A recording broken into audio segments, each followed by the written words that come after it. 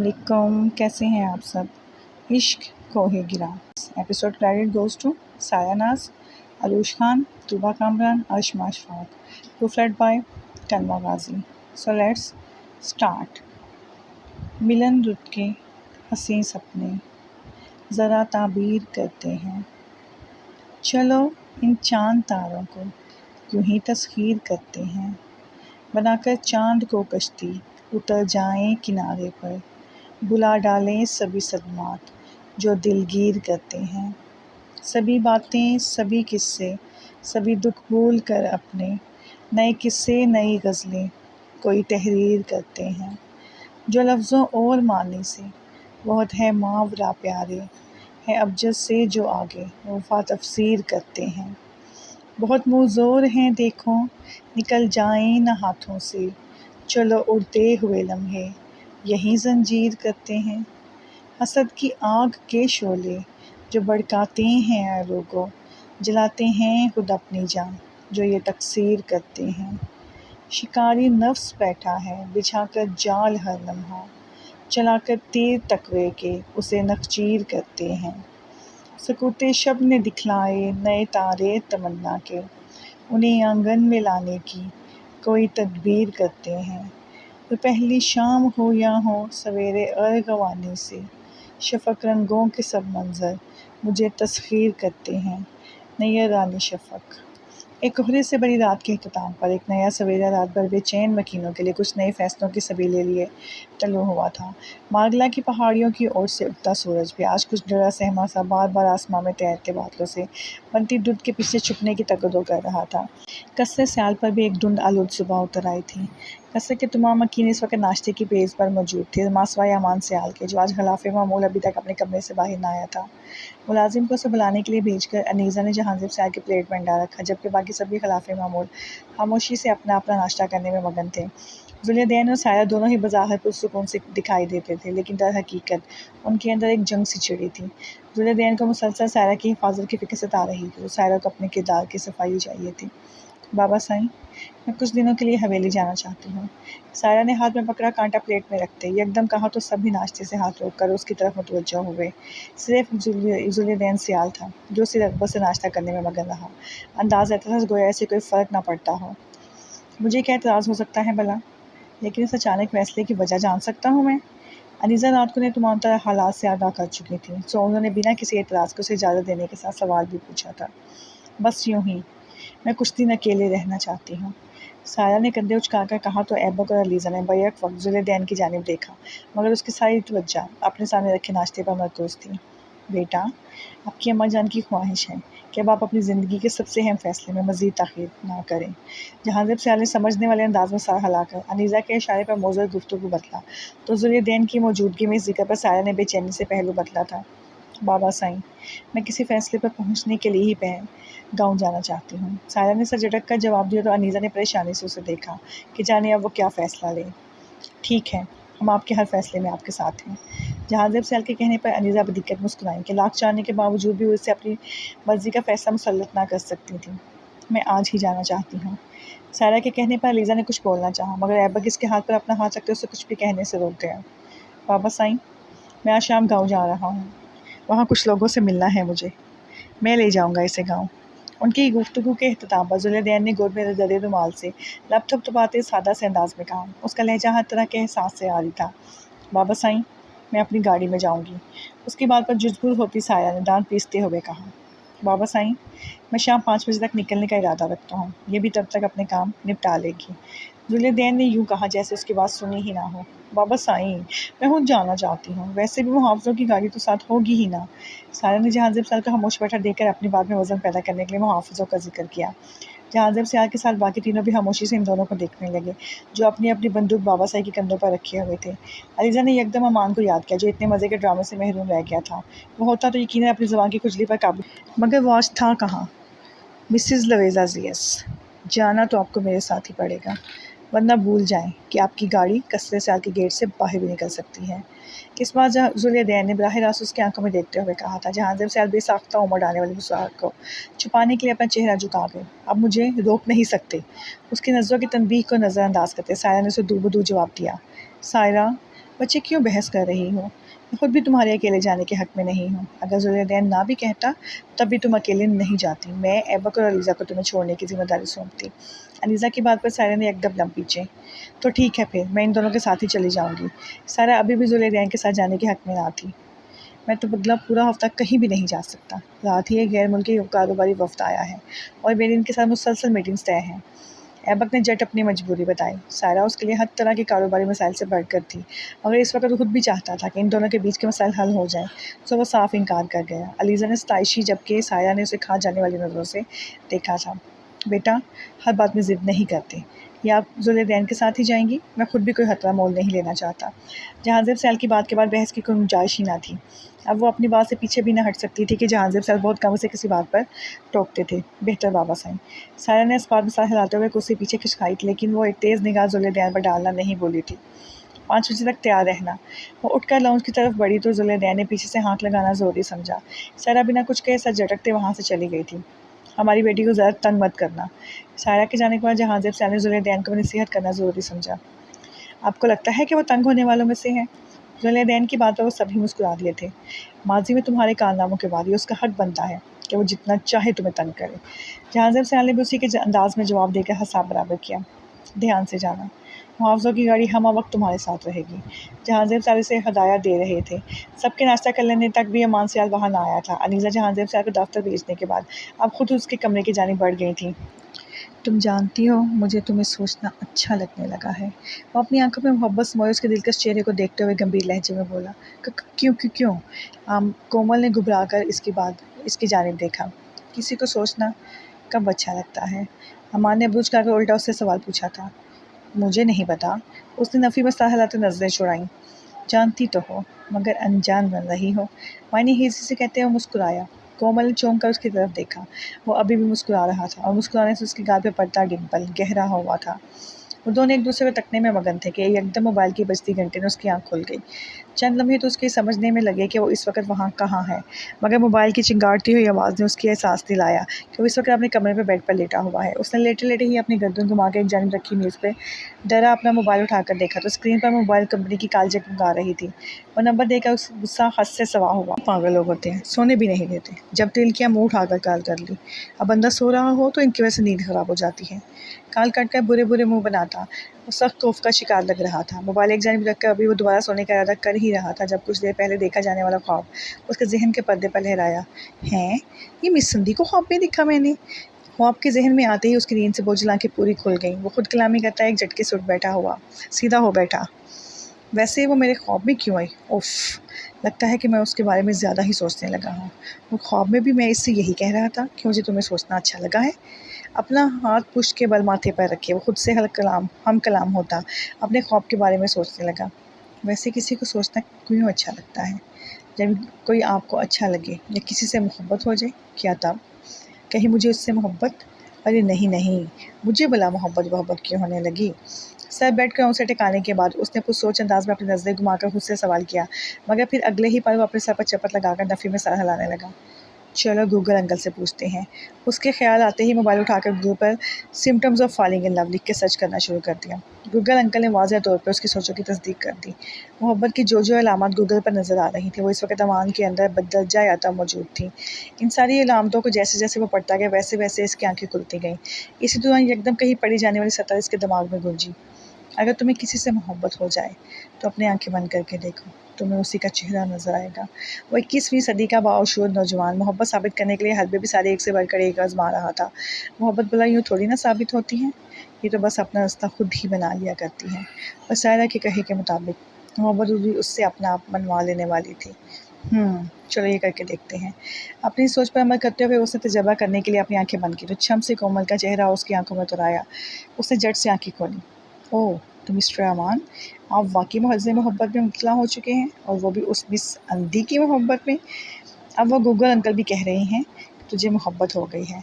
Digital तरीके से यकीन हो जाने पर वो धीरे से मुस्कुराकर दोबारा बिस्तर पर नींदराज हो गया।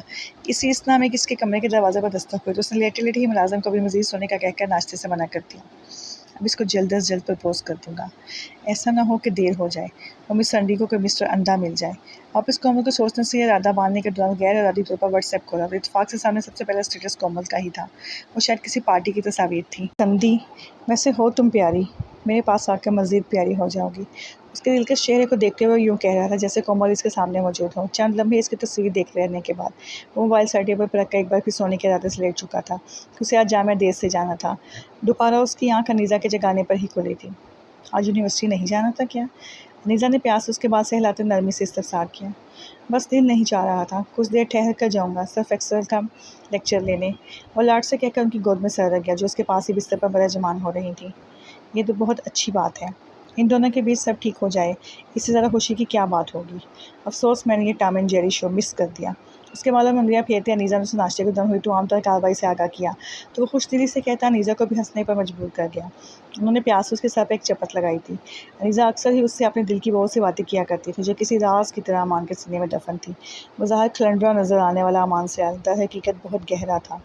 इन दोनों से फारिग हो जाऊं तो फिर मैं तुम्हारा भी कुछ सोचूंगी। सारा जुल्लेदैन की बातें करते हुए अनीज़ा के कहने पर एकदम हंस दिया। मैं भी यही सोच रहा हूँ। उसके उनकी हाँ में हाँ मिलाने पर अनीज़ा ने भी अचंभे से उसे देखा था। कौन है वो उसका चेहरा देखकर ही समझ गई कि दाल में कुछ काला है। दूसरों के लिए वो राज था मगर अनीज़ा के लिए वो एक खुली किताब जैसा था। सोने उसकी बात के पीछे छुपे मफ़हूम को समझने में कोई मुश्किल पेश ना आई। मेरी जूनियर है, भाई से निपट ले तो फिर आपको इससे मिलवाऊंगा। अभी तो मैंने इसे भी नहीं बताया। मान ने उनसे कुछ भी नहीं छुपाया था। वो दोनों अब उसी बारे में बात कर रहे थे मगर क्या ये सच में इतना आसान था जितना नज़र आता था। जामिया के मैदान में बैठा शरारती टोला समर की शादी पर की जाने वाली ड्रेसिंग पर बहस में मशगूल था जब अचानक बोल उठा, अभी तो ये बात ख़त्म करो। जब शाम को शॉपिंग पर जाएंगे तो फिर देख लेंगे कि क्या पहनना है और समर के लिए किस तरह की ड्रेसिंग होनी चाहिए। अमान के कहने पर बाकियों के सभी ताइंदिए रात में हिले थे। हाँ यार, वैसे अमान सही कह रहा है, जब शाम को शॉपिंग पर जाना ही है तो तभी देख लेंगे। मॉल में तो वैसे ही कितने डिज़ाइनर आउटलेट्स हैं तो वहाँ ही फैसले में आसानी होगी। साहल ने भी अमान की हाँ में हाँ मिलाई। चलो ये बताओ कुछ खाना है? अमान ने हाथमताई बनने की कोशिश करते हुए पेशकश की तो सबके मुंह हैरत से खुल गए। भला अमान खाने की पेशकश करे और वो भी खुद से, क्या बात है। अगर तो अपनी जेब हल्की करने का सोच रहा है तो किसमें बहुत ज़ोरों से भूख लग रही है और अगर मेरी जेब पर नज़र है तो मुझे बिल्कुल भी भूख नहीं है। साहल ने पहले उसकी तरफ उंगली से इशारा करते हुए कहकर अपने पेट पर हाथ रखा और फिर अगली बार फिर इन दोनों अपने दोनों हाथ हवा में उठाकर जट अपनी उंगली बात की नफ़ी कर दी। हाँ हाँ हाँ, मुफ्त खाना, इसे जितना मर्जी खिला दो। समर ने उसकी हरकत पर हंसते हुए बीच में लुकमा दिया जिस पर हाशिर और अमान भी हंस पड़े। चल आज मैं तुझे अपने पैसों से खिलाऊंगा, बता क्या खाएगा। अमान की आवाज़ जैसे ही साहल के कानों से टकराई उसने हैरानी से उसकी तरफ देखा। बाकी दोनों भी हैरत से समुद्र में गर्क हुए कि आखिर ये क्या माजरा हुआ था। अमान और इतना मेहरबान वो क्यों कर? ऐसा नहीं था कि अमान ने कभी इन पर पैसे ना खर्च किए थे। वो सभी इस मामले में खासे फ्यास थे मगर हाशिर वाली हरकत के बाद से वो इन्हें साफ कह चुका था कि अगले 6 माह वो सिर्फ उन लोगों की जेब से खाएगा। सो अभी इससे इतनी सहावत की उम्मीद नहीं थी। खैरियत तो है ना? तबीयत तो ठीक है? आज नाश्ते में क्या खाया था? अमान सयाल क्यों कर अपनी बात से पीछे हटने लगा। हाशिर ने उसके माथे पर हाथ रखते हुए बैक वक्त कई सवाल कर डाले थे। हाँ मैं बिल्कुल ठीक हूँ और ज़रा खुश ना हो, ये पेशकश सिर्फ साहल के लिए है। अमान ने झट उनकी खुशफहमी के बुत को तोड़कर उनकी हैरत को समुद्र से बाहर खींचा। ये मुझ पर इतनी मेहरबानी क्यों? ज़रूर कोई काम होगा। जहाँ इन दोनों का मुँह उतरा वहीं साहल ने बुए मीच कर तज्जी आँखें निकाल से अमान की तरफ देखते हुए दिल में सोचा, चल आजा साहिल, आज तुझे अब तेरी पसंद का लंच करवाता हूँ। अमान ने कहते साथ ही साहिल को बाजू से पकड़ के खड़ा किया। अरे भाई, पहले मुझे ये बता तेरे इस खराफाती दिमाग में चल क्या रहा है? तू मुझ पर इतना मेहरबान क्यों हो रहा है? साहिल ने शक भरी निगाहों से उसे देखते इस फहमिया लहजे में पूछा था। चल आजा मेरे प्यारे दोस्त, बताता हूँ ना। अमान ने उसके गाल को अंगूठी और अंगिश्ते शहादत से हल्का सा खींच कर कहते उसके कंधे पर अपना बाजू फैलाया और तकरीबन खींच कर उसे अब साथ ले जाने लगा। नाचार साहिल को भी उसके सर कदम से कदम मिलाना पड़ा था।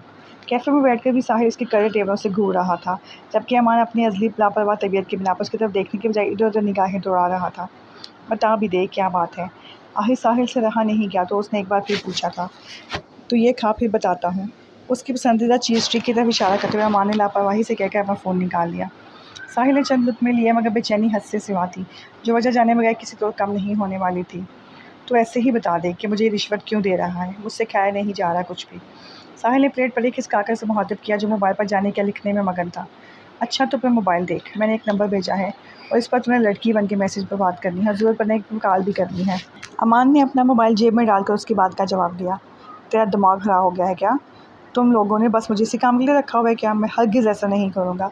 साहिल बिलक कर फ़ौरन पीछे होता फ़ौरन इनकार कर गया। प्लीज़ कर लेना यार, अच्छा दोस्त नहीं है मेरा। वो उसको मस्के लगाने लगा। नहीं, मैं हरगिज़ ये नहीं करूँगा। वैसे ये है कौन? साहिल ने साफ इनकार करते हुए एक अबरोज कर पूछा था। यार एक लड़की है, इसको बहन बनाया है मैंने। पिछले दिनों एक जैली रिश्ते वाली आंटी ने उसके लिए कोई रिश्ता लाई है, मगर उसकी वालदा उसे सच्चा समझ कर उससे रिश्ता करने वाली है। अब जिस लड़के का रिश्ता आया था वो इसको बार बार तंग करा है, मोहब्बत भरी बातें करता है। इसने तो अपनी वालदा को समझाना चाहा, मगर वो उसकी बात मानने से इनकारी है। बस इनको उसकी असलियत दिखानी है। अमान ने उसे सारी बात बताई, लेकिन तब भी साहिल हनूज उसको इन्हीं मशकूक नज़रों से घूरता रहा। प्लीज़ अब तो मान जाना मेरे भाई। उसने एक बार फिर मिन्नत की तो साहिल एक गहरा सांस भर कर रह गया। यार तू ना, वो कुछ कहता इससे पहले ही अमान बोल उठा था। प्लीज़ प्लीज़ प्लीज़ मान जा या अल्लाह। अमान ने मिन्नत अमेज़ लहजे में कहते आखिर में दानिस्ता जुमला अधूरा छोड़ा। साहिल को कुछ गड़बड़ का एहसास हुआ। वरना वरना क्या? वो सीधा हो बैठा। तेरी वो पार्क वाली वीडियो है मेरे पास, अगर इनकार करो तो तेरी वीडियो तेरी होने वाली सास तक पहुंच जाएगी। अमान ने शैतानी मुस्कुराहट लिए गोया उसकी कमज़ोरी पे वार किया था, ये जानकर कि इसके पास अब तक वो वीडियो है। साहिल के तो पैरों तले से ज़मीन निकल गई थी। कमीने इंसान, तू ऐसा कुछ नहीं करेगा। यार तूने अब तक वो डिलीट क्यों नहीं की? डिलीट कर इसको। साहिल फ़ौरन मिन्नत पर उतरा था। कर दूंगा, पहले मेरा ये काम कर दे।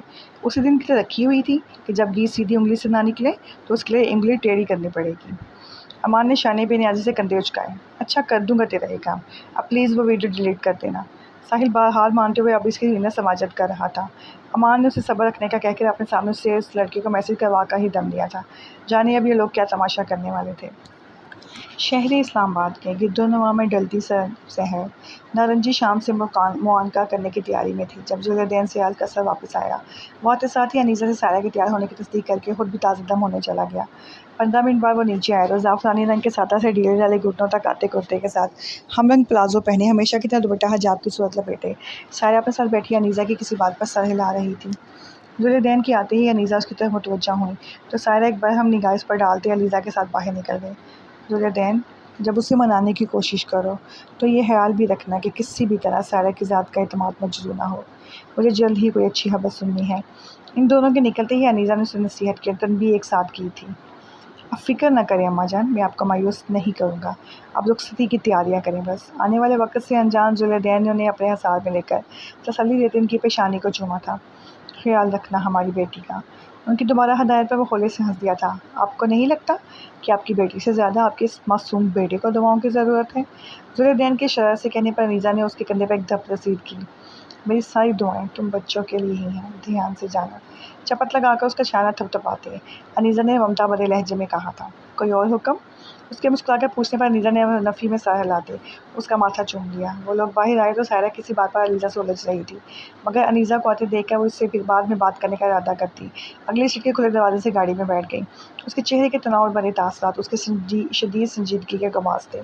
जुलैदैन एक सरसी नज़र इस पर डालकर गाड़ी स्टार्ट कर गया।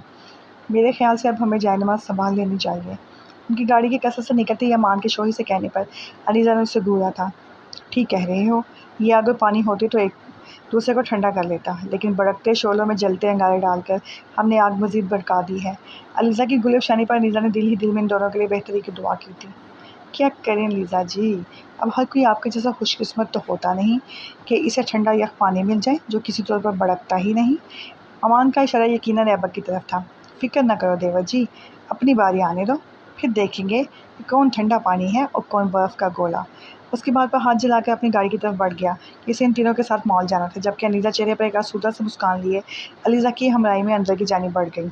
सियाल का मरकज़ी फाटक अबूर करते ही उनकी गाड़ी सबक रवई से सिया ताल को कोल तार की सड़क पर भागने लगी। जुलैदैन ने सारा की गैर मामूली संजीदगी का लिहाज करते उसे फौरी कुछ कहने से गुरेज बरता था। यूँ इन दोनों नफूस की मौजूदगी में भी गाड़ी में एक गंभीर खामोशी का राज था। सायरा, उन्हें घर से निकले करीब पौन घंटा हो गया था जब जुलैदैन ने इस पर एक गहरी नज़र डालते उसे मुखातिब किया। वो जो अपनी ही सोचों में गलता थी, चौंक कर उसकी तरफ मुतवज्जा हुई।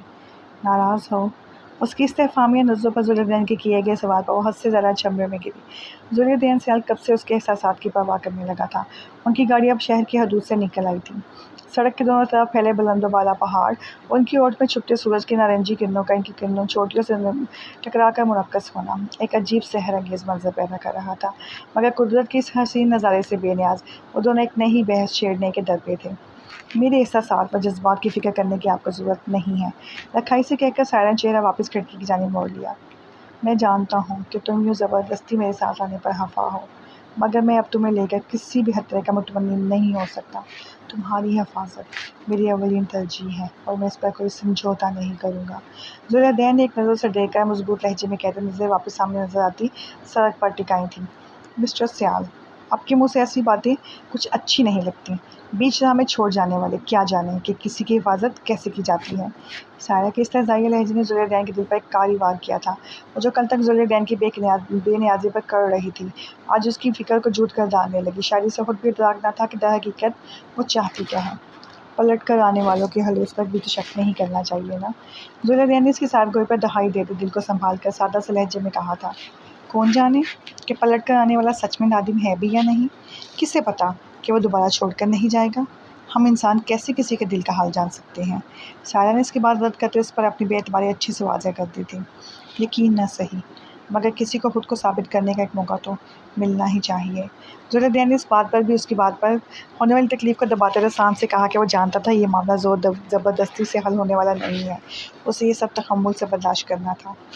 अपनी ज़िंदगी के 10 साल एक शराब में गुजार मैं क्यों कर अपनी बकिया ज़िंदगी किसी तजर्बे की नज़र कर दूँ, वो भी उस सूरत जब मेरे पास कोई ज़्यादा राह ही ना हो। सायरा की बेयकीनी अपने अरूज पर थी और अगर कोई ज़्यादा राह मुहैया करने का तलबगार हो तो उसके बरक्स ज़ुलैदैन की तलब का भी एक अलग ही आलम था। मैं कैसे मान लूँ कि मुझे एक आशियाना बनाने के लिए मुहैया किए गए टिन के खारदार नहीं हैं। इन दोनों की गुफ्तगू की ज़ुमानियत हर गुज़रते लम्हे के बाद मज़ीद बढ़ती जा रही थी। सायरा, समंदर की गहराई का दुरुस्त अंदाज़ा लगाने के लिए उसमें उतरना तो पड़ता ही। ज़ुलैदैन की बात पर सायरा के चेहरे पर एक मजबूर सी मुस्कुराहट फैली थी। जिसे तैरना ही ना आता हो, वो किसके भरोसे समुद्र में कूदे। सायरा का हर सवाल पहले से ज़्यादा काट रहा था। अभी भी ज़ुलैदैन के चेहरे पर इस जवाब ने एक अज़ियत रक़्सा की थी। वो दोनों खिलाफ़े तवक्को बारूदी गोलाबारी के बजाय बर्फ़ का खेल खेल रहे थे। मेरे भरोसे हो जाओ, मोहब्बत के इस समंदर में गोताज़म। मैं वादा करता हूँ कि तुम्हें कभी डूबने नहीं दूँगा। ज़ुलैदैन ने उसे उम्मीद का एक जुगनू थमाना चाहा, मगर सायरा के नज़रिए से देखें तो वो इसके लिए कोई जलता हुआ अंगारा था। लफाजी अच्छी कर लेते हैं मिस्टर सियाल, मगर अफसोस के मैं लफ्ज़ों के जाल में उलझती ही नहीं। सायरा ने झट उसकी पेशकदमी में 2 कदम पीछे लिए थे। ज़ुलैदैन ने इस पर कुछ कहने की जामे लब वापस खींचते गाड़ी मरकज़ी शाहराह से हटाकर कदरे नामवार रास्ते पर उतारी थी। ये हम कहाँ जा रहे हैं? उसे रास्ते से उतरते देखकर सायरा ने दुरुस्ती से इस्तफसार किया था। ये जगह याद है तुम्हें? ज़ुलैदैन ने गाड़ी का दरवाज़ा खोलते सवाल दर सवाल किया तो सायरा ने तराफ में निगाह दौड़ाते वापस कड़ी नज़रों से ज़ुलैदैन को देखा था। हम यहाँ क्यों आए हैं? शाम ढल रही है और मुझे रात होने से पहले हवेली पहुँचना है। ज़ुलैदैन अपने सवाल के साथ ही गाड़ी से नीचे उतर गया तो सायरा ने लब सख्ती से बाहें पेवस्त किए। चंद पल गाड़ी से कुछ फासले पर जाकर खड़े ज़ुलैदैन को घूरते रहने के बाद वो नाचार नीचे उतरकर उसके कुछ फासले पर खड़े रखाई से दरियाफ्त कर रही थी। ज़ुलैदैन ने हाथ के इशारे से अपने पीछे रुकती गाड़ी से निकलने वाले मुहाफ़िज़ों को वापस जाने का अंदिया दिया था। याद है ये जगह? तुम्हें गाँव आते जाते हुए यहाँ रुकना कितना पसंद था। ज़ुलैदैन ने उसे जवाब भी इन्हीं नहीं दिया था, मगर उसकी बात उसके तन बदन में आग लगा गई। क्या क्या ना याद आया था उससे। ये रास्ते से ज़रा हटकर 2 पहाड़ों के कटाव के बीच से बहता एक कुदरती झरना था, जिसके नीचे पत्थर कुछ इस तर्ज पर पड़े थे कि इन पर पानी गिरकर नीचे की तरफ बहते किसी आबशार का मंजर पेश करता था। उसके अतराफ में फैली घास और कुदरती तौर पर उगे रंग-बिरंगे फूलदार पौधे उसकी खूबसूरती में मज़ीद इज़ाफ़ा करते थे। चाँदनी रातों में ये मंजर मज़ीद पुरगैफ हो जाया करता था। अभी भी शाम और रात के बीच लकीर खींचता मलकजा अंधेरा, आसमां के माथे पर नमूदार होता गोल टिकिया जैसा चाँद, जंगली पौधों के दिलफरेब महक और पत्थरों पर गिरते पानी का मसहूर कुन साज़, ये सब अनासर मिलकर माहौल पर एक सरूर सा तारी कर रहे थे। ज़ुलैदैन की चलती गाड़ी की हेडलाइट से मुनक्किस होकर पत्थरों पर गिरती रोशनी सोने पर सुहागा जैसा काम कर रही थी। यूँ लगता था जैसे वो पत्थर नहीं बल्कि चमकते सोने की छोटी-छोटी डेरियाँ हों। सायरा को ये जगह बहुत पसंद थी, जो कि सड़क से देखने पर बज़ाहिर 2 पहाड़ों के बीच दरार जैसी थी, मगर आगे आने पर ही ये कैफ़ आगे ये मंज़र वाज़ेह होता था। बहुत पहले उन लोगों ने भी ये जगह एक बार इधर गाड़ी गर्म हो जाने के बायस रुकने पर बहते पानी की आवाज़ की मदद से दरियाफ़्त की थी। मिस्टर ज़ुलैदैन सियाल, मुझे अच्छे से याद है कि मेरी पसंद की आपने किस कदर शिद्दत से नफ़ी की थी। उसके बाद मैं कभी इस जगह नहीं आई। आपको क्या लगता है मैं यूँ इन बातों से बहल जाऊँगी? सायरा ने माज़ी के किसी किस्से की जानिब इशारा करके तल्ख़ी से भरपूर लहजे में कहा तो ज़ुलैदैन बेसाख्ता नफ़ी पे सर हिला गया। नहीं सायरा, मैं हरगिज़ तुम्हें यूँ बहलाना नहीं चाहता। मैं कुछ अपनी कहकर कुछ तुम्हारी सुनना चाहता हूँ।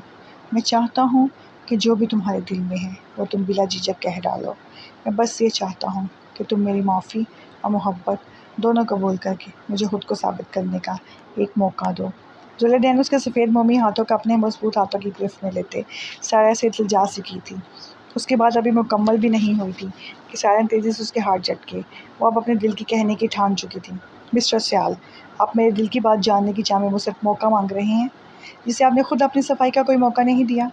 मैं इतनी काबिल एतबार कब से हो गई कि आपको मुझे सुनने की चाह होने लगी। मैं सच में ये समझने से कासिर हूँ कि आखिर ऐसा क्या मौज़ा हो गया कि मुझे बदकिरदार समझने वाले आज मेरे साथ के मुतमन्नी हैं। ऐसे कौन से सुल्खाब के पर लग गए हैं मुझे कि आप सब बुला कर मेरी तरफ बढ़ आए हैं। सारा ने बिला आखिर आज वो कब कहने की हिम्मत कर ही ली थी, जो 10 सालों से उसके बेसुकून किए हुए था। मुकाबल के दिल में उठने वाली तकलीफ़ से कता नज़र वो अपने ही कहने में मगन थी। इस वीराने में गूंजती उसकी तल्ख़ आवाज़ किसी के नोहा कना दिल की सदा जैसी थी। जुलैदैन के गीत तो दो गोया धमाके से होने लगे थे। ये क्या कह रही थी वो? ऐसे मत देखें मिस्टर सियाल, जैसे कि मैं कुछ जानती ही नहीं। क्या लगता था आपको कि आप नहीं बताएंगे? मुझे पता नहीं चलेगा कि आपने मुझे इसके लिए छोड़ा था क्योंकि आपके नज़दीक मैं एक ऐसी लड़की थी जो मोहब्बत किसी और से और शादी किसी और से करेगी। मैं जानती हूँ कि आप मुझे और अबी को लेकर शक का शिकार हुए थे। मेरे किरदार की धज्जियाँ बिखेर कर आप जुलैदैन की शशदर निगाहों पर तीर तंज के तीर बरसाती वो मज़ीद इसके दिल को लहूलुहान करने की सही में थी कि एकदम इसकी आवाज़ हलक में ही दब गई। सायरा! जुलैदैन की दाढ़ इसकी तमाम तकलीफ़ों से भी पर थी। उसके लहजे से मुतवश्शा अज़ियत पर एक पल को सायरा भी अंदर तक लर्ज़ गई। जुलैदैन का बस न चल रहा था वो क्या कर डाले। उसे लेकर कैसी कैसी बदगुमानियाँ पाले बैठी थी। वो जो उसके सर पर अपने नाम की रिदा सजी देखने की चाह में कई साल दर बदर भटका था, वही इस पर अपने सर से चादर खींचने का इल्ज़ाम लगा रही थी। क़यामत से क़यामत थी जो जुलैदैन के दिल में बर्पा हुई। जुलैदैन ने पलट कर चलती गाड़ी के बोनट पर एक ज़ोरदार मुक्का रिसीव किया था। उसकी इस कदर शदीद रद्द-ए-अमल पर सायरा भी दंग रह गई। तुम ऐसा सोच भी कैसे सकती हो कि मैं, जुलैदैन सियाल, तुम पर शक करूँगा? इतना गिरा हुआ लगता हूँ मैं तुम्हें कि अपनी ही अवली चाहत की पाकीज़गी पर सवाल उठाऊँगा? तफ़ है जुलैदैन सियाल, तफ़ है तुम पर। तुम जो कभी मर कर भी नहीं सोच सकते, वो तुम्हारी बेइत्नाई तुम्हारी ही महबूब हस्ती को सोचने पर मजबूर कर गई। जुलैदैन उसे शानों से थाम कर खुद से करीब करते बेयकीनी भरी अज़ियत से कहा था। आखिर में उसे छोड़कर अपने सलीके से जमे बालों मुट्ठियों में जगड़ते वो खुद से हमकलाम हुआ था। सायरा को उसकी आवाज़ भीगती हुई महसूस हुई। वो अपने बाल नोचने के दर पे था और सायरा समझ ही ना पाई कि वो क्या कहे। ऐसा रद्द-ए-अमल तो उसके वहम और गुमान में ही ना था। उसे लगा कि वो उस पर चिल्लाएगा, मगर ऐसा कुछ तो उसके ज़हन में था ही नहीं। तुमने सोच भी कैसे लिया कि मैं तुम्हारे किरदार इधर उधर एक दो चक्कर काटते जुलैदैन से वापस उस जगह इस तक आते। वो कहते कहते रुका जो उसकी हमीयत को गवारा ही ना था। और सामने खड़ी लड़की उस पर यकीन की मोहर लगाए हुए थी। माहौल में घुली खुशकुन महक का फूल में बदलती महसूस हुई। एक सहर सा था जो टूटते ही सब कुछ तहस नहस करने के दर पे था। मेरी गलती है, मैं ही तुम्हें अपनी ज़ात का यकीन नहीं दिला पाया। ये मेरी सज़ा है कि मैं तुम्हारी बेएतबारी से हूँ। 10 साल मैंने इस अफ़सोस में गुजार दिए कि मैं दो प्यार करने वालों के बीच आ गया और तुम्हें लगता है कि मैं तुम्हें किसी नाकर्दा गुनाह की सज़ा दे रहा था। तुम जानती ही क्या हो मेरे जाने के बारे में, जो इतनी बड़ी बात बिना सोचे समझे करती। जुलैदैन की बात पर सायरा को हैरत के समुद्र में गोताज़न कर गई। ये क्या कह रहा था वो? जानती हो सायरा, मेरे दिल ने हमेशा तुम्हारे साथ की चाह की है। मैंने अपनी ज़िंदगी के साथी के तौर पर अगर किसी को सोचा है तो वो तुम हो। जब तुमने ऐबक के लिए हाँ की थी ना, तो यहाँ इस दिल में एक हशर बर्पा हुआ था। सायरा उसे इधर से उधर चकराते देख रही थी। यकलख्त उसके ऐन सामने रुककर हारे हुए लहजे में कहते हुए उसका हाथ थामकर अपने दिल के मुकाम पर रख गया। उसकी उथल पुथल धड़कनों को वो अपनी हथेली पर महसूस कर रही थी। उसकी आंखें खुश्क और ज़बान गूंगी हो गई। वो गंग सी उसे देखते बोलते हुए सुन रही थी। दिमाग ने लाख दुहाइयाँ दी कि तुम्हें तुम्हारी बेवफाई की सज़ा दूँ, मगर मेरा दिल तुम्हारे हक़ में डटा रहा। मैंने फ़ैसला किया कि महबूब के साथ से ज़्यादा महबूब की खुशी मेरे लिए मायने रखती है।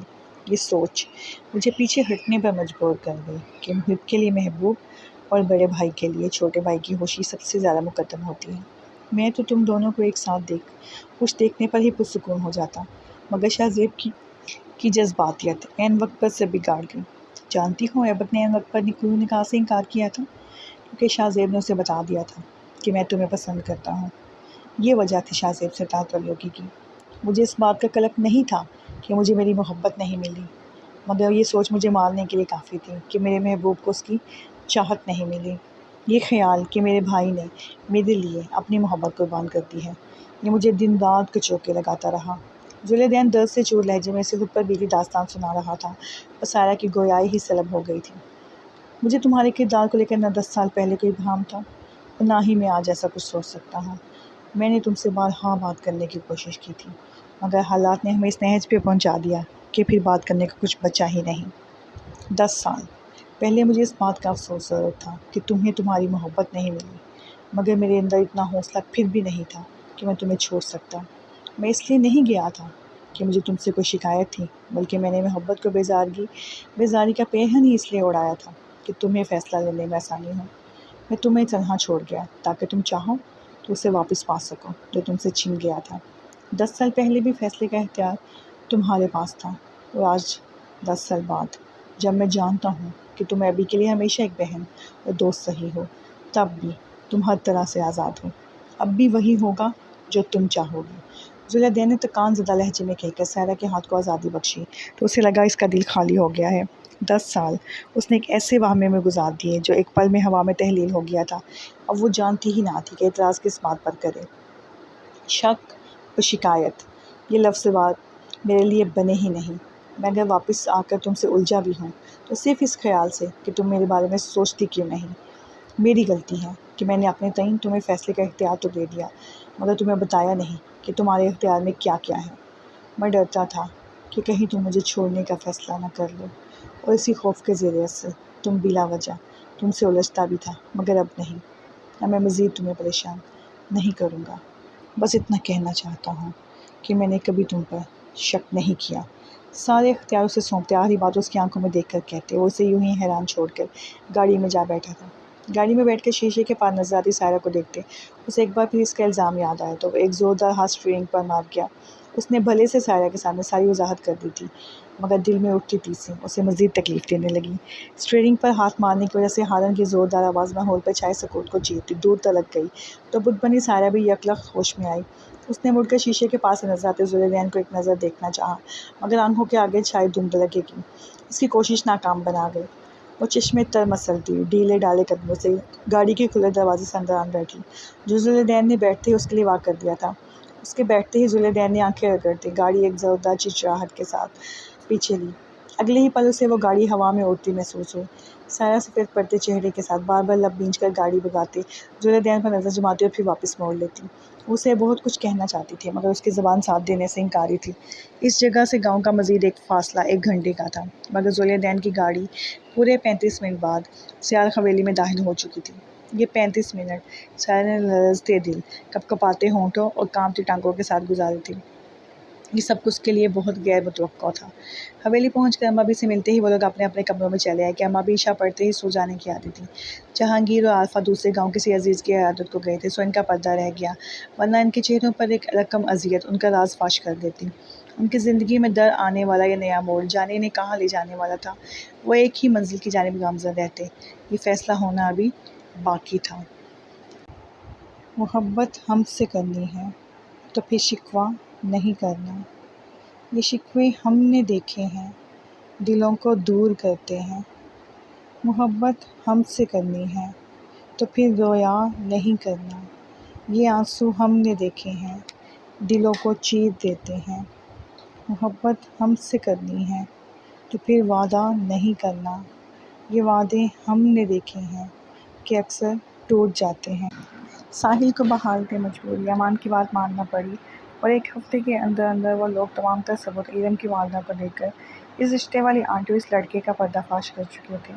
अमान की इस कदर मदद पर कोमल का दिल भी उसके लिए नरम पड़ गया था, जबकि अमान तो पहले ही उसकी मोहब्बत में पोर डूबा हुआ था। अनीसा 1-2 बार उसे पूछ चुकी थी, मगर कोमल फिर वक्त उसके जज्बात से अनजान थी। सो अब अमान चाहता था कि मज़ीद देर किए बिना बस जल्द अज जल्द कोमल को प्रपोज़ कर दे, ताकि उसकी रजामंदी के बाद इससे अनीसा से मिलवा सके। उसे ये भी लड़का था कि कहीं ऐसा ना हो कि उसकी मोहब्बत किसी और का नसीब बन जाए और वो यूं ही हाथ मलता रह जाए। वो बस एक मौका की तलाश में था, और बहुत जल्द उसको वो मौका मुयस्सर आ गया। इस रोज़ मिस सज्जल की सालगिरह थी और समर ने सज्जल के लिए रेस्टोरेंट में एक पार्टी रखी थी, जिसमें सारे दोस्तों का मद्दू किया गया था। जहाँ इतने लोग थे तो अमान ने समर को जाने का बताकर इरम और कोमल को भी दावत दे डाली, जो इन दोनों की जानिब से खुशदिली से कबूल कर ली गई थी। सफ़ेद शर्ट के हमरा नीली जीन्स की पैंट पहने, बालों को जेल से सेट किए, खुशबू में बसे अमान की तैयारी भी आज कुछ ज़्यादा ही खास थी। अपनी तैयारी पर एक आखिरी तनकीदी निगाह डालकर वो धीरे से मुस्कुरा दिया। अमान, आज तो बहुत ही प्यारे लग रहे हो तुम। बस मिस अंधी को प्यारे लग जाओ तो क्या ही बात है। खैर मिस अंधी, आज तो तुम्हें अपने दिल की बात बता ही दूंगा, बाकी जो किस्मत। लेकिन खैर, अब अमान तुम इतने भी बुरे नहीं हो कि तुम उसको अच्छे ना लगो। जब वो तुम्हें उस नज़र से देखेगी तो खुद ही हाँ बोलेगी। आईने में अपने आप को देखकर सुराखते हुए वो खुद से हम कलाम था। चलो अमान, आज एक बहुत अहम मिशन है जो पूरा करना है। Best of luck to you myself. वो खुद को दुआएं देते हुए मेज़ से गाड़ी की चाबी उठाकर कमरे से निकल आया। ओए होए, कहाँ की तैयारी है। वो लाउंज में आया तो उसे देखते ही अलीज़ा ने सीटी मारकर इस तरफ साफ किया। अलीज़ा के इस सवाल पर उसके चेहरे पर एक दिलफ्रेब से मुस्कुराहट उभरी थी। तुम्हारे और सायरा के लिए देवरानी का बंदोबस्त करने। अपनी बात कहकर वो रुका नहीं था और जब तक अलीज़ा उसकी बात समझ में वह गाड़ी कसरत के गेट से निकाल चुका था। गाड़ी चलाने के दौरान अमान का दिमाग किसी नए अंदाज में कोमल को प्रपोज करने के तरीके सोच रहा था। बिलाखिर एक अनोखा तरीका इसके दिमाग में आ ही गया। इस ख्याल के आते ही खूबसूरत मुस्कुराहट ने उसके चेहरे पर अहाता किया था। उसने अपनी सोच पर अमल करते हुए गाड़ी का रुख शॉपिंग मॉल की तरफ मोड़ दिया। कुछ देर बाद मतलूबा खरीदारी करते उसके चेहरे पर एक शरारती मुस्कुराहट रक्सा थी। इस मुस्कुराहट की वजह से उसके गाल पर बबल बन रहा था। मॉल से निकलकर उसने गाड़ी रेस्टोरेंट जाने वाले राह पर डाल दी। जब रास्ते में एक फूलों की दुकान नजर आते ही वो कुछ देर सोचकर गाड़ी वहाँ रोक कर नीचे उतरते एक फूलों का जायजा लेने लगा। वहाँ से बेशुमार इकसाम के खूबसूरत फूल थे। जी भाई, कौन से फूल लेना चाहेंगे। दुकानदार के सिर्फ साफ पर उसने एक तायराना निगाह अपने अताफ में पड़े फूलों पर दौड़ाई। ऐसा करो कि हर रंग के गुलाब के बाकी और दूसरे फूलों का एक खूबसूरत ऐसा गुलदस्ता बनाओ कि जिसे देखकर आपको दुश्मन भी मुस्कुरा दे। अमान ने फूलों की तरफ इशारा करते हुए इसकी बात पर वो दुकानदार गर्दन अस्वाद में हिलाकर वहाँ मौजूद गुलाब और दूसरे नायाब किस्म के खूबसूरत फूल अमान को दिखाता हुआ इकट्ठा करने लगा। अमान अपनी निगरानी में एक खूबसूरत गुलदस्ता बनवाकर एक बार फिर अपनी मंजिल की तरफ रवाना हो गया। रेस्टोरेंट पहुंचकर अमान ने हाथे में गाड़ी खड़ी करके इसकी सीट की पुश से टेक लगाते गहरा सांस संभाल के स्पुर्द किया और फूलों का गुलदस्ता और बाकी सामान जो उसने कोमल के लिए लिया था वहीं छोड़कर सज्जल का तोहफा लेकर अंदर की तरफ चल पड़ा। तकरीबन सभी आ चुके थे मगर उसकी बेचैन नज़रें किसी एक खास को तलाश नहीं थी। जब भी वो इरम के हमरा वाशरूम की साइड से बाहर निकलते हुए दिखाई दी। पैरों तक आते नीले और सफ़ेद रंग के इम्तजाज की दीदा से मैगजी पहने, एक कंधे पर दुपट्टा और एक दूसरे पर बालों को सीधा करके डाले हल्के मेकअप के साथ वो सीधा अमान के दिल में उतर रही थी। हाय अमान। इरम इसे देखते ही उसके पास चली आई, जो कोमल को भी उसकी तकलीद करनी पड़ी। उनकी रस्मी गुफ्तगू के दौरान ही सज्जल ने केक काटने के लिए सबको बुला लिया। सब लोग केक कटने के बाद खाने पीने में मशगूल थे। वह हर चीज़ से बेनियाज एक नीम तरी गोशे में खड़ा बेखुद सा बस कोमल को तके जा रहा था। वो इरम से बात करते हुए किसी बात पे हंसी तो अमान के होंठों पर भी इस लम्हे मुस्कुराहट डर आई। एक तो इस मिस अंधी ने मेरे दिल का चैन चुरा लिया है और अब देखो कैसे बेफिक्र होकर मुस्कुरा रही है। अमान गर्दन झुकाकर ज़ेरे बुड़बुड़ाया और कुछ सोचकर जीन्स की जेब से मोबाइल निकाला। एक पैगाम लिखकर इरम को भेजने के बाद वो वहाँ से हट गया था। इरम जो कोमल से बातें करते हुए खाने से इंसाफ कर रही थी, अपने मोबाइल की घंटी बजने पर उसकी तरफ मुतवज्जा हुई। Please call me sergeant. Aman ने उधर देखकर अमान की तलाश करना चाहा मगर वो इसे कहीं नजर न आया तो उसने कॉल मिलाई जो फ़ौरन उठा ली गई। इससे पहले कि कोमल उससे कुछ पूछती, मिस सज्जल के वहाँ आ जाने की वजह से यह माजरत करते हुए सज्जल के पास चलेगी। मुझे अभी तुम्हारी एक छोटी सी हेल्प चाहिए। पहले ये बताओ कोमल तुम्हारे आसपास है, अगर हैं तो हाँ या ना में जवाब देना। अमान ने फ़ोन उठाते ही उसे कुछ भी कहने का मौका दिए बगैर जल्दी से कहा हाँ मगर। इरम आगे कुछ कहनी ही वाली थी कि अमान ने सूरज से उसकी बात काटी। अगर मगर को छोड़ो, बस किसी भी तरह कोमल को गाड़ी की चाबी पार्किंग एरिया में लेकर आ जाओ। उसने झट अब लाहेमाल बताया था। मगर क्यों? वह हैरानी से मुस्तैद हुई। ओहो, कहाँ ना, इस सबको छोड़ो और बेफिक्र रहो, गाड़ी लेकर भागूंगा नहीं। बस कुछ काम है, प्लीज़ इसको बगैर बताए चाबी लेकर जल्दी से आओ। अब अपने भाई के लिए इतना तो कर ही सकती हो ना तुम। अमान ने संजीदगी से कहते हुए सवाल किया तो वो सर हिला गई। Okay wait. इरम ने कान काट कर कोमल की तरफ देखा जो मिस सज्जल के पास से हटकर वापस इसी के पास आ रही थी। कोमल यार, अपनी गाड़ी की चाबी देना। कोमल के नज़दीक आने पर इरम ने जड़ से उसे चाबी मांगी। क्यों, क्या हुआ? कोमल ने सवाल नज़रों से इरम की तरफ देखते इस्तफसार किया। यार मिस सज्जल की गिफ्ट तो गाड़ी में ही पड़ी है, वो मैं जाकर ले आती हूँ। इरम ने बर वक्त बहाना तराशा था। ओह हाँ, वो तो याद ही नहीं रहे। कोमल ने अपनी याददाश्त को कोसा। हाँ वही ना, तुम चाबी दो, मैं ले आती हूँ। वैसे भी केक तो कट गया है। इरम इसकी हाँ में हाँ मिलाते जल्दी से चाबी के लिए हाथ आगे बढ़ाया। चलो फिर मैं तुम्हारे साथ चलती हूँ। कोमल के बस ऐसा कहने पर इरम एकदम सटपटा गई। नहीं, मैं ले आऊँगी, तुम यहीं रुको, फिक्र ना करो, तुम्हारी गाड़ी लेकर भागूंगी नहीं। इरम ने इसे मना करते हुए मांग की बात दोहराई थी। अच्छा ये लो, वैसे अगर तुम भाग भी गई तो जाओगी कहाँ? मैंने तो तुम्हें ढूंढ ही लेना है। मैं तो तुम्हारी मदद के ख्याल से ही कह रही थी कि मैं भी तुम्हारे साथ आ जाती हूँ। कोमल ने हल्के फुल्के अंदाज में उसे छेड़ते हुए बैग से चाबी निकाल कर उसकी तरफ बढ़ा दी। नहीं, तुम यही रुको, मैं बस यूं गई और यूं आई। इरा में चुटकी बजाते हुए उसके हाथ से चाबी ली और तेज से कदम उठाती वहाँ से चली गई। दिमाग में मुसलसल यही सवाल उठ रहा था कि अमान ने कोमल की गाड़ी की चाबी क्यों मंगवाई है। वो यही सोचती पार्किंग एरिया में पहुंची तो अमान उसे गाड़ी के बोनेट पर बैठा नजर आया। वो मज़ीद तेज़ चलते चलते उसके पास आ गई। अब बताओ, ऐसे गाड़ी की चाबी क्यों मंगवाई है। उसने चाबी अमान की तरफ बढ़ाते हुए सवालिया नज़रों से देखकर इस्तफसार किया। अमान ने एक खामोश नज़र इरम पर डाली, जिसे कुछ कहने के लिए अल्फाज सोच रहा हो। वो कोमल को प्रपोज़ करने के हवाले से किसी पर भी कुछ भी ज़ाहिर नहीं करना चाहता था, मगर इरम को बताना मजबूरी थी क्योंकि उसे इरम की मदद दरकार थी। मैं कोमल को प्रपोज़ करने जा रहा हूँ, सो तुम्हारी थोड़ी और मदद चाहिए। अमान ने नबेतुल्ले अंदाज में कहा तो इरम एकदम हैरान होती। अगले ही लम्हे खुशी से उछल पड़ी। अरे वाह, छुपे रिश्तों हो तुम तो, कानो कान खबर नहीं होने दी। इरम पुरजोश लहजे में गोया हुई। थोड़ा आहिस्ता बोलो क्योंकि अभी मैंने इस बारे में किसी को नहीं बताया। खैर, मेरा इसको प्रपोज़ करने के हवाले से एक प्लान है। अमान मुस्कुरा कर बोलते उसको अपना प्लान बताने लगा। ज़बरदस्त हुई, क्या खूब अनोखा प्लान बनाया है, लेकिन कोमल का रद्दमल क्या होगा ये सोचा है। इरम उसका इरादा जानकर उसे दाद दिए बगैर न रह सके, मगर अगले ही लम्हे उसको कोमल की भी फिक्र सताने लगी थी। वो बाद में देख लेंगे, बस तुम मेरी मदद करो, ये चीज़ें गाड़ी में रखवाओ जल्दी से, कहीं ऐसा ना हो यहाँ आ जाए मेरा प्लान अधूरा रह जाए। अमान ने अपनी गाड़ी की सीट पर पड़ा एक बड़ा सा टेडी बेयर उठाकर इरम को देते हुए हदायत। So cute. इरम मुस्ताशी नज़रों से टेडी बेयर को देखकर कहो जाकर कोमल की गाड़ी में रख दिया। उसके पीछे अमान फूलों का गुलदस्ता भी ले आया। वाओ, चीज़ें तो बड़ी चुनकर लाए हो। इरम के साथ गुलदस्ते को देखकर बोली थी। अब अमान के दिल ने जिसको चुना है, चीज़ें भी उसी के लिए चुनकर ही लानी थी ना। मुस्कुराकर कहते हुए गुलदस्ता कोमल की गाड़ी की बैक सीट पर रखकर अपनी गाड़ी की तरफ आया और वहाँ से एक शॉपिंग बैग निकाल कर इरम से मुखातिब हुआ। तुम ज़रा डिग्गी खोलो। अमान के कहने पर इरम ने डिग्गी खोल दी। अमान हाथ में पैकेट शॉपर समेत गाड़ी की डिग्गी में लेट गया। ये क्या है? इरम ने शॉपिंग बैग को देखते हुए पूछा। अब सब कुछ तो तुम्हें नहीं बता सकता ना। बस अब तुम ऐसा करो, डिग्गी बंद करो और जल्दी से उसे बुलाओ, ऐसा कोई बहाना बनाना कि वो आते ही डिग्गी खोले। अमान ने शौक मगर बेफहम लहजे में जवाब देकर उसे कोमल को बहाने से बुलाने का कहा था। ओके। इरम ने होठों को गोल करते गर्दन इस बात में हिलाई। उसने डिग्गी बंद करके कोमल को कार मिलाई, जो 2 घंटियों के बाद ही उठा ली गई थी। कोमल यार, गिफ्ट्स नहीं मिल रहे, पता नहीं कहाँ रख दिए हैं। उसके काल उठाते ही इरम ने मुतफक्किर लहजे में कहा। इतनी देर से तुम गई हो और ये पूछने के लिए फ़ोन किया है? हद है, इसीलिए कहा था कि मैं चलती हूँ तुम्हारे साथ। तो दूसरी जानिब से कोमल की झंझनाहट से भरपूर आवाज़ बुरी थी। यार कोमल, सॉरी, मगर सारी गाड़ी छान मारी है, कहीं भी नहीं है, तुम जल्दी से आकर देख लो। इरम ने माज़रत ख्वाह अंदाज़ा बनाते हुए उसको आने के लिए कहा, जिस पर कोमल गहरा सांस भरकर रह गई। अच्छा, आती हूँ। थोड़ी देर बाद ही कोमल पार्किंग एरिया में अपनी गाड़ी के पास आकर किरण को घूरते हुए गाड़ी का पिछला दरवाज़ा खोलने लगी थी जब तेज़ी से आगे आई। मैंने यहाँ सब देख लिया है, यहाँ कुछ नहीं है, बस डिग्गी में नहीं देखा, वो मुझसे खुलने रही। तुम देखो ज़रा। इरम ने गाड़ी के दरवाजे के आगे रुकते डिग्गी की तरफ इशारा किया था। तुम डिग्गी में रखे ही नहीं तो वहाँ क्यों देखो? कोमल ने उसे आंखें दिखाते हुए सवाल किया। ओहो, देख तो लो, क्या पता बेध्यानी में रख दिए हों। इरम ने इसको एक शायद और सर नफ़ी में हिलाकर डिग्गी तरफ बढ़ गई। इरम मुस्कुराहट ज़ब्त करने की कोशिश में हाथ की मुट्ठी बनाकर मुँह पर हाथ रखते एक जानिब हो गई थी। जैसे ही कोमल ने डिग्गी खोली बेसाख्ता उसकी चीख हवा में गूंजी। वो फ़ौरन अपने दिल पर हाथ रखकर पीछे हुई। सच शुक्र कि इस वक्त पार्किंग एरिया में कोई नहीं था जिनकी तरफ मुतवज्जो होता। कोमल की चीख सुनकर इरम, जो गाड़ी की दूसरी तरफ खड़ी थी, तेज़ी से आगे आई तो उसकी भी चीख निकल गई। डिग्गी में मान की बजाय कोई सर से पाँव तक काले लबादे में मलबूस था, जिसके सीने पर बड़ा सा ढांचा बना हुआ था। उसने मुँह पर खौफनाक मास्क चढ़ाया, हाथ में एक कार्ड पकड़ा हुआ था जिस पर लिखा था, विल यू मैरी मी। इरम के हवास जल्द ही बहाल हो गए। यकीनन वो समझ गई थी कि यह अमान के प्लान का हिस्सा है जो उसने इरम को नहीं बताया था, जबकि कोमल बहुत बुरे तरीके से डर गई थी। वो बुरी तरह हाँफ रही थी, हैरानगी और खौफ की मिली जुली कैफियत में गिरी। वह न समझी से उसके हाथ में पकड़े कार्ड को देख रही थी जब भी वो खौफनाक लबादे वाला शख्स गाड़ी से उतरकर कोमल की जानिब बढ़ा। वो एक बार फिर चीखती हुई उल्टे कदम चलने लगी। उसको डरता देखकर अमान ने मज़ीद वक्त ज़ाया किए बिना तेज़ी से अपना मास्क ऊपर किया। हे लिसन, ये मैं हूँ, अमान। अमान ने जल्दी से कहा ताकि उसका डर खत्म हो। इरम इन दोनों को वहाँ छोड़कर चली गई थी। अमान, ये कैसा मजाक है? ये जानकर कि वो अमान है, कोमल की जान में जान आई। अपने दिल पर हाथ रखे बेतरतीब होती सांसों को काबू करके वो अगले ही लम्हे गुस्से से इस पर चढ़ दौड़ी थी।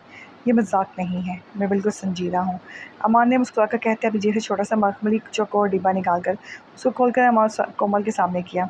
इसमें एक बहुत ही प्यारी अंगूठी थी। Will you marry me? Aman ने अंगूठी उसके सामने करते बोर्ड पर लिखा सवाल अपनी ज़बान से पूछा तो कोमल को समझ नहीं कि वो क्या कहे। वो ये जानने से कासिर थी कि यह अचानक से अमान को हुआ क्या है।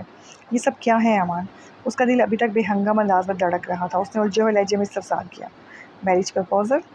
अमान उसकी आंखों में देखते हुए सादा से लहजे में बोला था। प्रपोज ऐसे क्या चाहता है? अगर तुम्हारे इस प्रपोजल से मुझे अभी हार्ट अटैक आ जाता तो? तुम्हें अंदाज़ा भी है मैं कितना डर गई थी? तुम्हारे लिए तो हर चीज़ मजाक और एडवेंचर होती है। कौन इस तरह प्रपोज करता है भला? कोमल अपनी जोर में लौटती उसके गेटअप पर चोट करते हुए अपनी असली पुरएतमाद और लहजे में उसको लताड़ने लगी। अगर मैं वैसे ही प्रपोज़ करता जैसे अमूमन तमाम लड़के करते हैं तो मज़ा नहीं आता। ये मेरा अंदाज़ है और अमान के अंदाज़ अलग ही होते हैं।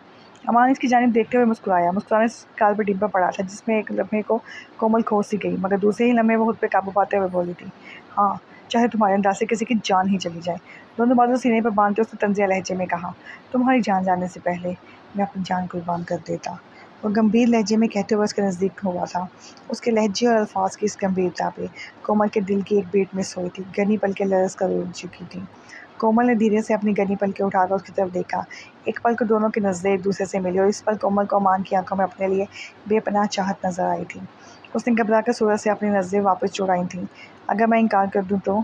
वो धड़कनों में बर्पा होते ही आश से घबरा कर दूसरी जानिब घूमते हुए पूछने लगी, नहीं प्लीज़, मेरे प्रपोज़ल को इनकार मत करना, वरना मैं अपने बच्चों को क्या मुँह दिखाऊंगा। उसके सवाल पे अमान के चेहरे पर तारीख से साया लहराया, मगर अपना तासुरात छिपाता हुआ गैर संजीदगी से गोया हुआ। बच्चे? कोमल इसकी बात पर झट उसकी जानिब मुड़ी थी। हाँ ना, मेरे बच्चे। मेरे ख्वाब में आकर जब मेरे मुस्तकबिल में दुनिया में आने वाले बच्चे कहेंगे कि पापा वैसे तो आप बहुत बनते हो, मगर अफसोस हमारी मामा को नहीं शादी के लिए मना सके, तो मैं मासूमों को सामना कैसे करूँगा। अमान ने मासूम सा मुँह बनाकर कहा तो कोमल के चेहरे पर बेसाख्ता मुस्कुराहट उमड़ आई, जिसको छुपाती हुए एक बार फिर अपना रुख मोड़ गई। जब भी पीछे से अमान ने संजीदगी से कहा था, तुम मेरी ज़िंदगी में आने वाली पहली लड़की हो जिसने मेरे दिल के बंद कवाड़ों को खोलकर मोहब्बत को वो शामदीद कहा है। कोमल के गाल उसके इजहार पर दहक उठे थे। मैं तुम्हें यकीन दिलाता हूँ कि तुम्हें इकरार करके कभी अपने फैसले पर पछताने का मौका नहीं दूंगा।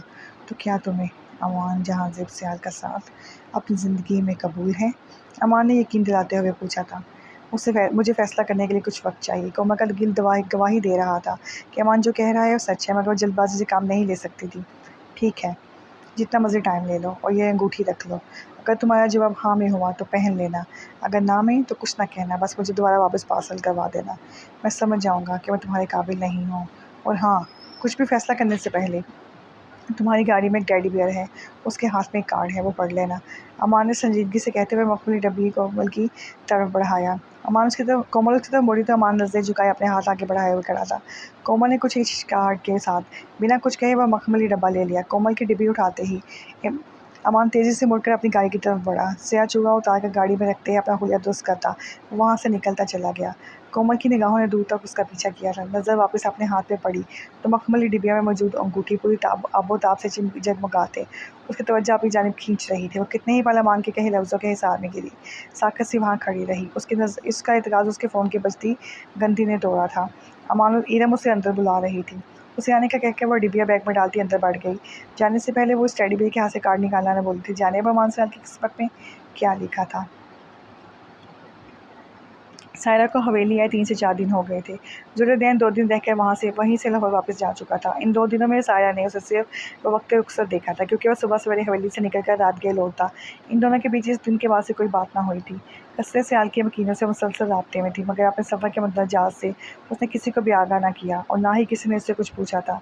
अभी वो फूल हाथ में लेकर बैठी अपनी ज़िंदगी के उतार चढ़ाव के बारे में सोच रही थी जब उसके फ़ोन पर अलीज़ा की कॉल आ गई। मुहतरमा, मज़ीद कितने दिन गोशा नशीनी का इरादा है? अलीज़ा ने छूटते ही सवाल किया तो उसके लहजे की संजीदगी पर सायरा चंबे में गिरी थी। खैरियत? ये इतने खौफनाक तरीके से सवाल क्यों कर रही हो? सायरा ने उसे छेड़ने वाले अंदाज में पूछा। तुम मेरे सवाल का जवाब दोगी, फिर बताऊंगी। अलीज़ा की संजीदगी हनूज बरकरार थी। आ जाऊंगी 1-2 दिन में, अब बताओ कि क्या बात है? सायरा ने उसे बतला करते अपना सवाल दोहराया। ये तुम्हारे देवर के बड़े पड़पुर्जे निकल आए हैं, हवाओं में उड़ रहा है आजकल, बिना बताए बड़े बड़े कारनामे करने लगा है। अलीज़ा की आला पाया का सीधा गोई पर सायरा के होठों पर एक नहायत खूबसूरत सी मुस्कान उभरी। उसका ध्यान ऐबक की तरफ गया था। क्या कर दिया बेचारे ने? सायरा ने मुस्कुराते हुए लहजे में इस्तफसार किया। कोई बेचारा नहीं है, वो बड़ी ऊंची चीज़ है। अलीज़ा के गुस्से का ग्राफ बढ़ता ही जा रहा था। मिसेस अलीज़ा सियाल, जो आपके साथ पिछले 6 साल से बिना चून चुरा के गुजारा कर रहा है, उसे बेचारा ही कहेंगे। सायरा की बात पर अलीज़ा चौंकी थी। तुम किसकी बात कर रही हो? अलीज़ा के लहजे की सनसनी हैरत में डली। मेरे ख्याल से हमारे घर में तो एक ही बेचारा है जिसकी खुशी तुम्हें हजम नहीं होती, और वो है ऐबक सियाल। सायरा के कहने पर अलीज़ा का दिल चाहा कि अपना सर पीट ले, और मेरी फहरिस्त में वो नाम ज़ुरैदैन सियाल का है। वैसे मैं अमान की बात कर रही हूँ। अलीज़ा ने तंज़िया 10 में हिसाब बराबर करके उसे इस बहस के असल मौजब से आगाह किया था। अमान? उससे क्या हुआ? उसकी अव्वल ज़िक्र बात को सरिया से नज़रअंदाज करते सायरा ने सीधे होकर बैठते हैरत का इजहार किया। मसरूफ़ हर वक्त फ़ोन को देखकर मुस्कुराते हुए पाए जाते हैं। आज भी लिपस्टिक से तैयार कहीं गया है और जाते वक्त कह गया है कि हमारी देवरानी को प्रपोज़ करने जा रहा है। अलीज़ा ने ईमान के बंदोबस्त का बिल्कुल सही मतलब अख़ज़ किया था। उसकी बात सुनते ही सायरा हौले से हंस दी। इसमें नई बात क्या है? वो तो अक्सर ही ऐसी गुलफशानियाँ करता रहता है। आज क्या नई बात हो गई? सायरा ने इसकी बात को ज़्यादा संजीदा न लिया था। आज नई बात है मिसिज़ लवेज़ा जीएस कि उसकी बात पर माम की मुस्कुराहट देखने से ताल्लुक़ रखती थी। उसके मतलब समझती हो तुम? यानी कि वो लड़की पसंद कर चुका है और माम इस बारे में जानती हैं। अलीज़ा को इसकी लापरवाही बुरी तरह खुली थी। वो चिल्लाकर बोलते सायरा को फिर से मुस्कुराने पर मजबूर कर गई। तो तुम माम से पूछ लेती? सायरा का मशवरा खासा माकूल था। तुम्हारा क्या हाल है? मैंने नहीं पूछा होगा। अलीज़ा ने तजस्सुस की फ़िज़ा कायम रखते उससे सवाल किया। तो फिर क्या जवाब दिया अम्मा जान ने? जुलैदैन के इंकशाफ़ात के बाद सायरा को कम ही किसी बात पर हैरानी हो सकती थी। उन्होंने कहा कि अभी तक वो खुद भी नहीं जानती कि वो कौन है, लेकिन कोई लड़की अमान की ज़िंदगी में है ज़रूर, जिसे वो तुम लोगों की शादी के बाद ही सबसे मिलवाएगा। सायरा इसके बाद वो पूरी तरह खुश भी ना हो पाई थी कि अपनी शादी के ज़िक्र पर उस रात का मंज़र उसकी आंखों के पर्दे पर लहराया। सायरा ने बेसाख्ता लब बीच लिए थे। हम लोग परसों आ रहे हैं तुम्हें लेने। उसकी खामोशी महसूस करते अलीज़ा ने उसे अपना फ़ैसला सुनाया था। जवाब में कुछ कहे बिना ही सायरा ने फ़ोन बंद करके अपना सर बेड की पुष्ट से टका दिया। उसकी सोचों का महवर जुलैदैन की ज़ात थी, जो कुछ वज़ाहतों के बाद उसकी तमाम तर बदगुमानियों को धोकर उसके लिए सोचों के नए दरवाज़ कर गया था। सायरा अब चाह कर भी इख्तिलाफ़ की कोई वजह नहीं ढूँढ पाई थी। उसे यूँ ही बैठे-बैठे ऊँघ सी आई और ज़हन के पर्दे पर बेसाख्ता कुछ मनाज़र चलने लगे। कस्से सियाल के बागीचे में खड़ा जुलैदैन अपने सामने रखी कुर्सी पर बिराजमान सायरा की तरफ झुककर न जाने क्या कह रहा था कि सायरा के चेहरे पर ख़याल मुस्कान उभर आई। जाने ये उस मुस्कुराहट का असर था या जुलैदैन के कहीं अल्फाज का कि नींद में भी सायरा के होंठ मुस्कुराने लगे थे। वो दोनों कितनी ही देर प्यार भरी सरगोशी में मगन, पूरी तरह एक दूसरे को तकने में मगन थे कि एकाएक सायरा को अपने इर्द गिर्द एक तपिश का एहसास हुआ। उसने झट जुलैदैन की उसे रेहान हटाकर अपने तरफ में निगाहें दौड़ाई तो दोनों पूरी तरह से आग में घिरे हुए थे, जबकि कसर के रिहायशी दरवाजे पर खड़े ऐबक और अलीज़ा चीखते हुए इन्हें वहाँ से निकलने का कह रहे थे। सायरा एक झटके से सीधी हुई तो एकदम एक स्याह हवेला सा आगे बढ़ा। उसने जुलैदैन को उठाकर करीब बने पानी के तालाब में उछाल दिया। ये मंजर देखते ही अलीज़ा और ऐबक भी भागकर इस आग में कूद पड़े। जुलैदैन पानी में घिरा अपने हाथ पांव चला रहा था, जबकि पीछे दोनों तीनों आग में झुलसते मुसलसल उसे पुकार रहे थे। अचानक एक ज़ोरदार धमाके की आवाज़ पर इन लोगों ने पलट कर देखा तो कस्से सियाल से बुलंद होते आग के शोलों ने पूरे कस्से ज़मीन बोस किया था। नहीं! सायरा चिल्लाते हुए एक झटके से आंखें खोल गई, जो इस वक्त लाल सुर्ख हो रही थी। सांस रोकने की मानिंद चल रहा था, जबकि पूरा जिस्म पसीने से शराबूर था। उसने आज से पहले कभी इतना बुरा ख्वाब नहीं देखा था। दिल ने बेसाख्ता जुलैदैन को देखने की ख्वाहिश की, मगर वो इस वक्त इसकी पहुंच से बहुत दूर था। हाथ में पकड़े मोबाइल पर उसने आज ज़िंदगी में पहली बार जुलैदैन का नंबर मिलाया, जो कि दूसरे ही घंटी पर उठा लिया गया था। सायरा, तुम ठीक हो? रब्ता बहाल होते ही पूछे जाने वाले सवाल ने सायरा की रही सही हिम्मत भी सलब कर ली। उसके लहजे की बेचैनी से तो यूँ लगता था जैसे वो भी इसके हाल से वाकिफ़ है। सायरा ने आंखें मूंदे एक गहरा सांस भरते बहते आंसुओं और धड़कते दिल के साथ रब्ता मुनक़ता करके फ़ोन एक जानिब डाल दिया। कुछ ही देर बाद अपने रब के हज़ूर झुकी, अपने लिए बेख्तरी मांग रही थी, जो हमेशा से सबकी दस्तरस में रहा है। ऐन इसी पल मीलों दूर अपने कमरे में मौजूद जुलैदैन सियाल ने उस माल के कायनात से सायरा खुदा बख्श को ही मांग लिया था, जिस पल सायरा ने ख्वाब में कस्से सियाल को आग में जलते देखा था। इसी वक्त जुलैदैन भी उसे पुकारते हुए उठ बैठा था और फिर इसका फ़ोन इसके शक पर यकीन की मोहर लगा गया कि वो परेशान है। वो दोनों एक दूसरे से दूर सही, मगर इनका मालिक तो एक था ना, और इसी के सामने अपनी अर्ज़ी पेश कर रहे थे। इनकी पूरी शिद्दत से मांगी गई दुआएं आसमान का सीना चीर कर अशेम अल्लाह तक जा पहुँची थी। बेशक जो लोग अपनी रज़ा अपने रब की मंशा पर छोड़ देते हैं और कभी नाकाम नहीं होते, मगर बाज़ औक़ात दुआओं की कबूलियत से पहले कुछ इम्तिहानों से भी गुज़रना पड़ता है। न जाने अभी कौन सा इम्तिहान बाकी था उनकी ज़िंदगी में।